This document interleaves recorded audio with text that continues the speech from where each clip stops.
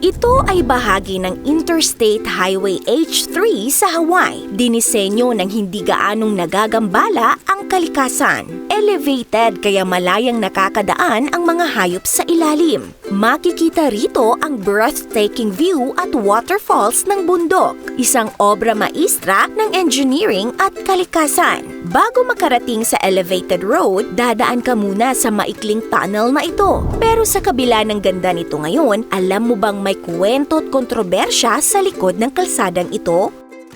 Ang H3 Highway ang sinasabing pinakakontrobersyal at isa sa napakamahal na highway sa US history. Tinatayang nasa $1.3 billion ang total cost nito at inabot ng 37 years bago matapos. Nagsimula ang ideya nito noong 1959 nang maging ganap na US state ang Hawaii. Inamyandahan ng 1960 Hawaii Omnibus Act ang US Code upang isali ang Hawaii sa National Interstate and Defense Highway System, isang batas na nagbigay pahintulot sa paggawa ng mga highway. Nasimulan ang tatlong designated routes sa Hawaii, ang H1, H2 at H3. Naganap noong 1965 ang unang pagdinig ng H3 Highway, ngunit hindi agad natuloy dahil umani ito ng mga pagtutol mula sa iba't ibang grupo. Ilang beses natigil at muling nasimulan ang proyekto dahil sa kabi-kabilaang community protest, legal challenges at environmental concerns.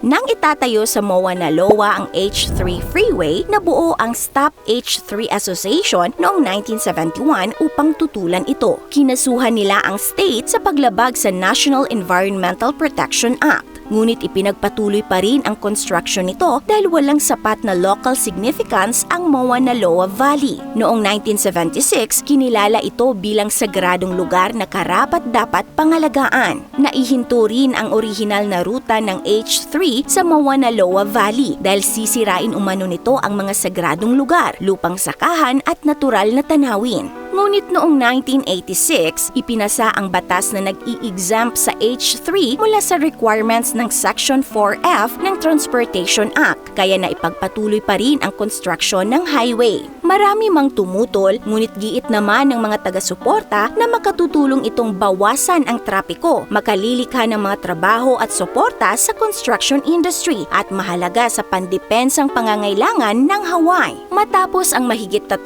dekadang pagtutol, protesta at construction, opisyal na binuksan ang H3 Highway noong December 12, 1997. Ngunit pinaniniwalaan ng mga katutubong Hawaiian na Nation of Ku, isa sa mga grupong tumutol sa freeway, na cursed o malas ito. Kaya nagsagawa sila ng traditional chant o uli para sa kapayapaan sa pagitan ng highway at ng mga tumututol dito. Sa kasalukuyan, isa ang H3 Highway sa mga pinakadinadayong kalsada dahil na rin sa breathtaking views dito. Naging daan ang H3 Highway upang mahukay ang kasaysayan at kultura at nagsilbing inspirasyon sa mga katutubo na ipaglaban ang kanilang lugar bilang bahagi ng kanilang kolektibong dekolonisadong pagkakakilanlan at alaala. Ikaw kaasam, anong highway o daan ang pinakatumatak sa'yo? This is Ate O from our Republic. Hanggang sa muli and stay awesome!